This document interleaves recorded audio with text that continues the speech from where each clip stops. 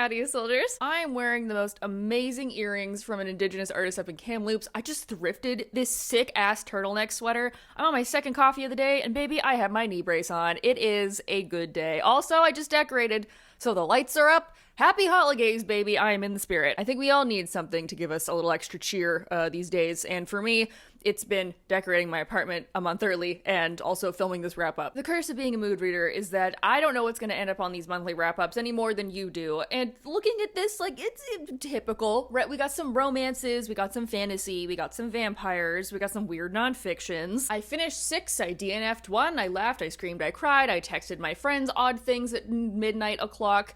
I had a lot of thoughts about forests made flesh and fat phobia in the Hollywood industry. There was a lot of blood, there was a lot of sex, there was a lot of existentialism, just the way that I like it. So without further ado, grab a drink, grab a snack, and buckle in. Let's go over the 6.5 books that I managed to read in November. The first book that I must yell about is the Dark Academia vampire novel that swept me away with its bloody teeth, the highest stakes imaginable, no pun intended, and enough black girl rage to fuel a rocket to Mars. It is The Immortal Dark by Tigist Gurma. In this world, vampires and humans made an allegiance where vampires act as companions to families that gain them power, and in return the vampire can feed from them, and there's about 80 families who all have between 1 and 10 vampire companions each. But when her sister goes missing and she thinks a vampire is behind it, Kidan, who is the heir to a lost house, must infiltrate Uxla University in hopes of finding her sister, but also stumbling into this secret society underground world of vampirism, where she must confront Susenyos, who is the vampire that is bound to her family, as she thinks that he might be behind a string of murders happening at the university. But Susenyos' darkness speaks to her own, and she's not sure if she'll fall under the dark embrace of love. I have 2 wolves fighting inside of me. The stuff that I loved about this book, I loved. And then the stuff about this book I didn't like, I really did not like. The intro was way too fast. There was definitely not enough setup, and there was a lot of messy character development, especially near the end. I felt like some of the characters just like went back on all their development for no reason, and I did not like the main character. And like, I know she's supposed to be unlikable, but at the same time, it was like, damn bitch, chill, okay? Relax. She's so blind in her rage that I want to smack her, because it's like, can you please have a singular thought outside of bulldoze, rage, kill? That being said, I loved Susenyos. He is the antagonist. You're also not supposed to like him, and I don't, but I do. Then again, I am a sucker, pun fully intended, for a pretty boy. The tension in this, oh my god, the tension. The ball, the bathhouse scene. It's actually about page 300 where I just fully started screaming, because this is what I want. This is dark romance done right. It's so messed up and it was so good. I don't want to spoil anything, but it's like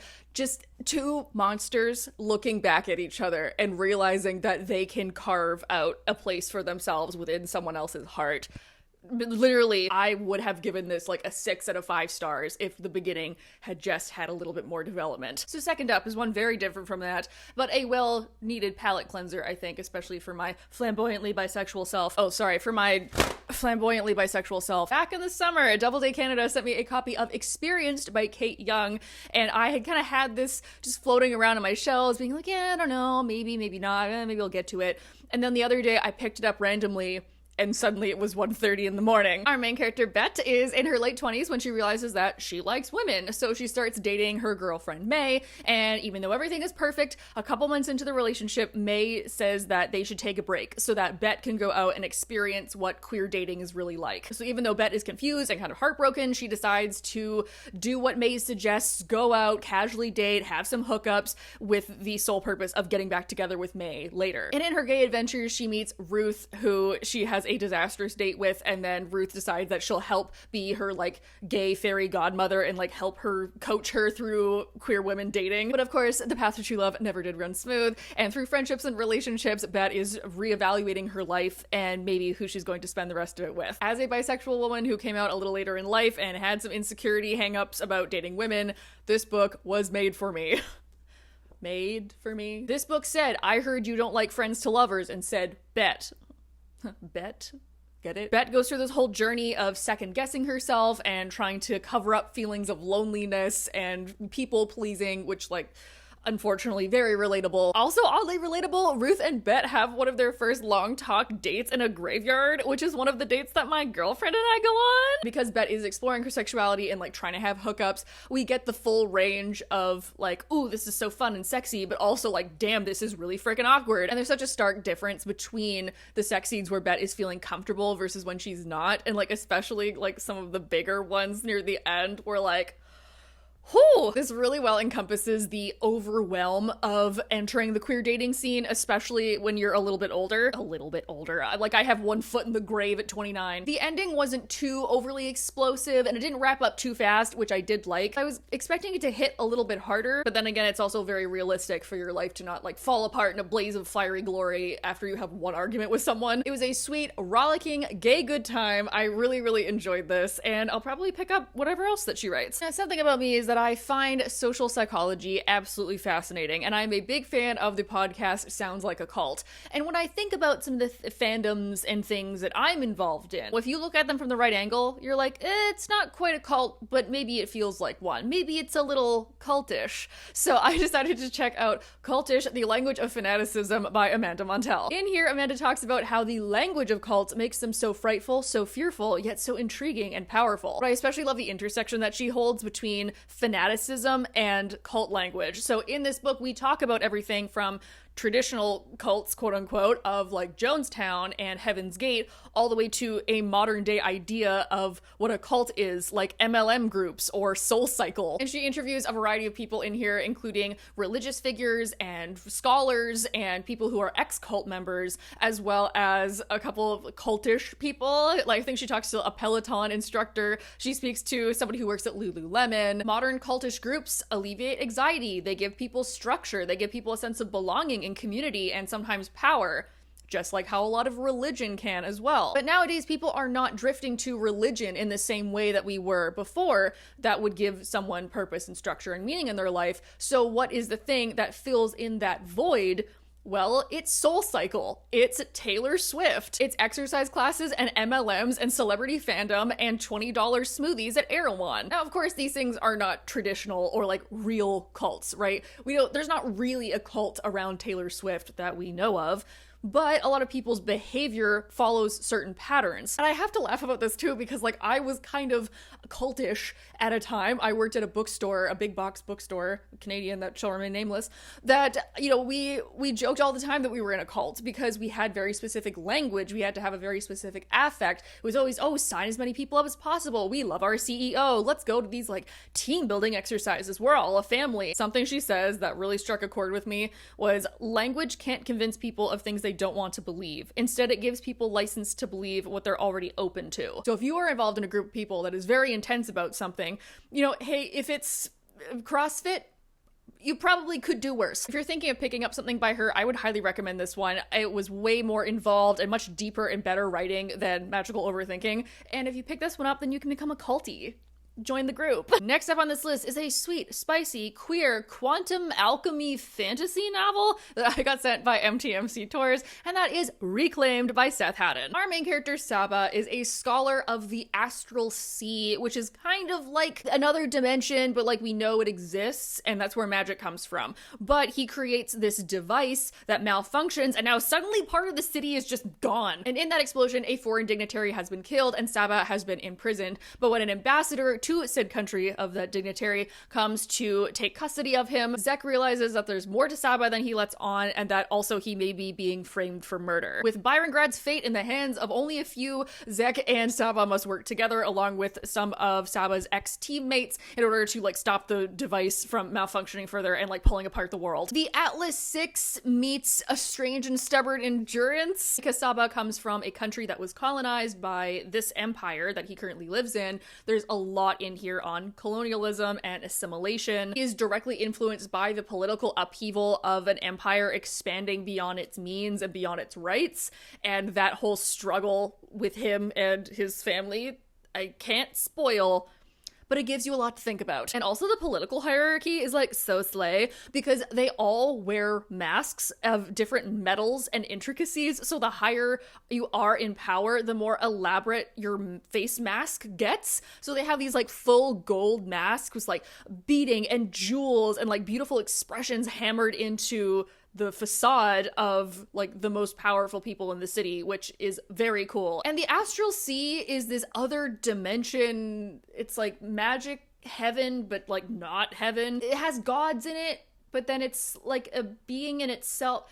You know what? Even the gods of the Astral Sea can contain multitudes. Saba himself is a trans man, which is somewhat accepted in this world, and he's on magical HRT and has had like fantasy top surgery. But there's a big discussion on the heartfelt hurt and grief of growing up in a body that doesn't feel like your own. How you feel guilty for not accepting yourself the way that you are, and how that hurt can translate into your relationships. And our love interest, Luan Zek, is a plus-size dude who is a war veteran and has PTSD and chronic pain. He uses a cane, which also, sword cane, get me one of those. My only complaint about this is a sexy complaint, and that is that this goes from 0 to 100 real fast in the epilogue, which I found was a little bit off-putting. I do wish that had been a little bit more well integrated into the rest of the story, because they are making eyes at each other for like 300 pages, like, oh, we are going to bone. But then it suddenly is just like, oh, and it's happening. Oh wow, should I be here? I enjoy this quite a lot. Thank you to MTMC Tours, and keep an eye out because it looks like I'm gonna be working with them more in the future now. So there's gonna be some interesting things going up on my social media. Who is texting me? Oh, my girlfriend's texting me. Hi, babe. I miss you too. Now, I know I just complained about romance novels having cartoon covers, but there are exceptions to every rule, because I quite like the cover and the design and just the overall vibe of Shipwrecked by Olivia Dade. This was a delight. This is third in the what is this called? All the Feels trilogy, the Hollywood romance trilogy, whatever it is, that all center the actors of this Game of Thrones-esque TV show called God of the Gates. Years ago, Maria and Peter had this sexy one-night stand, only to find out the next day that they were going to be co-stars in the upcoming season of God of the Gates. Despite hurt feelings and mutual attraction, they decide to just keep it professional, be co-stars, and nothing more. But then they get taken to a remote island in Ireland with a small crew to film their scenes for 6 whole years. We follow the two of them and the movie crew that they're sent there with over the course of multiple years as they become better friends and start to fall in love and question everything about their career paths and choices now that the show is coming out. And we look at the complicated dynamics of fandom and Hollywood and activism and advocation, and because both of our leading actors are plus size, fat phobia. How your job can become your identity and how you look at your self-worth through working. And as somebody who has worked in the film industry before, I can say that the behind the scenes shots, particularly of the production schedules and also how they shoot sex scenes, is very accurate and also hilarious. From the very first page, I loved Maria. She is confident and takes no bullshit and is very clear on her wants and needs. Peter took me a little longer to come around on, especially at the very beginning. He was just way too harsh and like, dude, you're 36. Okay, get your shit together. But their characters are supposed to be falling in love, so while they're falling in love, and so it just gets real complicated, and then by the end of it, my god, the sex scenes, they start coming and they don't stop coming, pun intended, and they are hot. I will say this took a little while to get into. I didn't love the beginning. I thought that Peter was a little too harsh, and then also the time skips are not labeled, so it took a little while to realize kind of where we were in the timeline, so I wish those had been a little bit more clear, but other than that, I really enjoyed this one. Second last is gonna be real quick. Let's talk about the one book that I DNF'd, the half out of the 6.5 books that I read this month. I'm not mad, I'm just unreasonably disappointed, because if you didn't know, hi, I'm Rachel, and I love dinosaurs. I literally have a dinosaur tattoo. If you want a dinosaur fun fact, you let me know because I will give them to you. And so I just decided, like, hey, wouldn't it be so fun and funky fresh to be able to learn more about that in a fun, casual manner while I, like, did dishes and, like, ran errands. So I picked up Dinosaurs at the Dinner Party, How an Eccentric Group of Victorians Discovered Prehistoric Creatures and Accidentally Upended the World by Edward Dolnick. And I thought, this is going to be great. I can listen to the Victorians having an absolute complex about religion and science while I, like, did laundry.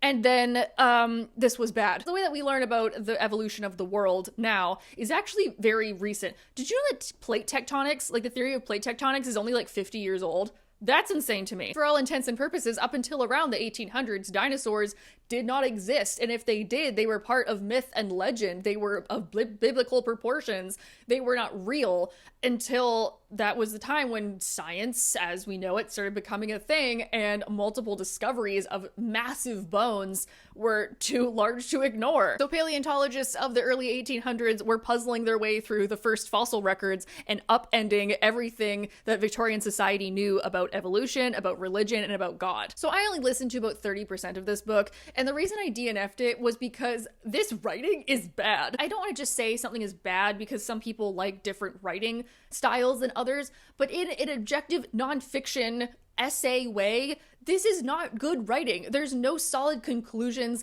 They spend time focusing on small details that I think that they think makes them intriguing, but it really just kind of fills up space. He tries to connect things to a bigger picture, but then really doesn't go all the way. So it feels like concepts are just kind of floating in the breeze before he moves on to the next thing. He tries to make jokes, but he's not funny.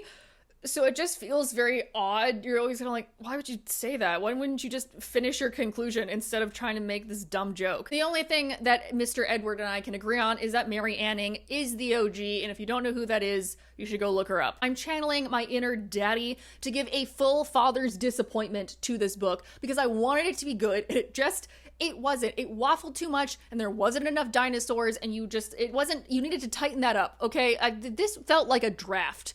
And as an English major, I have looked at a lot of drafts, and this ain't it.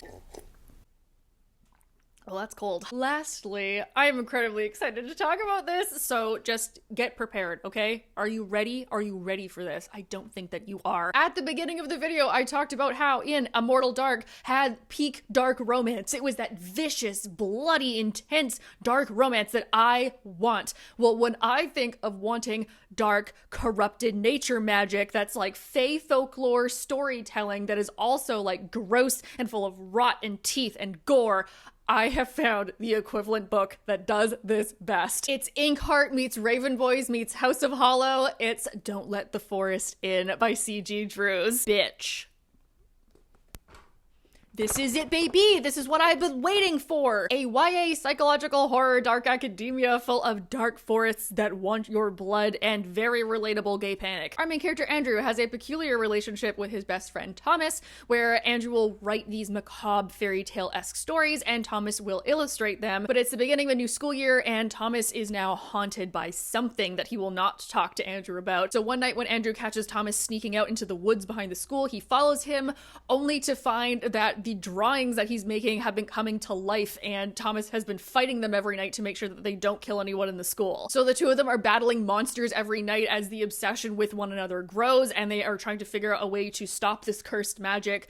Well, something interesting is going on with Andrew's sister. This is stunning writing. It is absolutely beautiful and whimsically macabre, but it also kind of feels like it's just a note off all the time. The hunger for love, for acceptance, for revenge, and for blood. Oh, it's so wrong, but it's so right. Andrew is ace, so there is a discussion in here on him realizing that about himself, but then also having conflicted feelings over feeling so strongly towards Thomas and grappling with that identity and watching him slowly unravel mentally and also literally with the forest slowly creeping in is like, I got shivers just thinking about it, but it was so good. And Thomas just always being angry and ready to throw that first punch, and yet also the broody boy who is a knight that will fall on his own sword to keep Andrew safe. And that mutual love, but also obsession of like, basically like, hey, could I crack open your ribcage and like curl up inside you?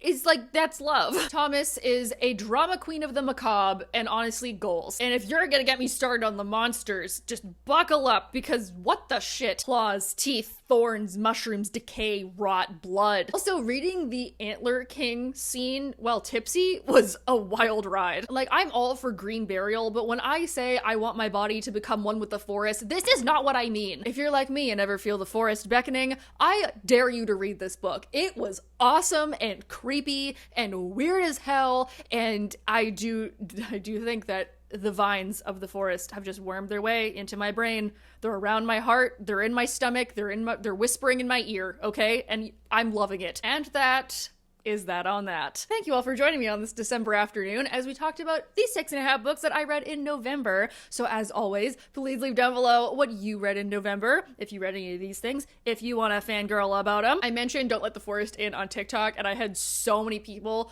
be like, I just finished this and I need to talk to somebody about it. So here's your time, baby. Let's go off. I have no idea what I'm gonna read in December, because like I made myself a TBR pile, and at this point, it's just spread over like 6 different areas of my home. I've restructured that thing. I've added, I've taken away. At this point, it'll be a Christmas miracle if I even have a TBR pile. Fingers crossed that I could read at least a couple more by the end of the year, because I'm at 97 books as of the day of filming this. And I'm so close to my goal. Oh my gosh, I might have time tonight to put up my Christmas tree. Oh, okay, we're getting extra spicy. I'm putting on Sabrina Carpenter's Fruitcake album, and I'm about to go feral with a box of string lights. You know where I clicked like the video. You know where I clicked to subscribe. I hope you guys are all having a nice day wherever you are, and I will see you all next week. Bye!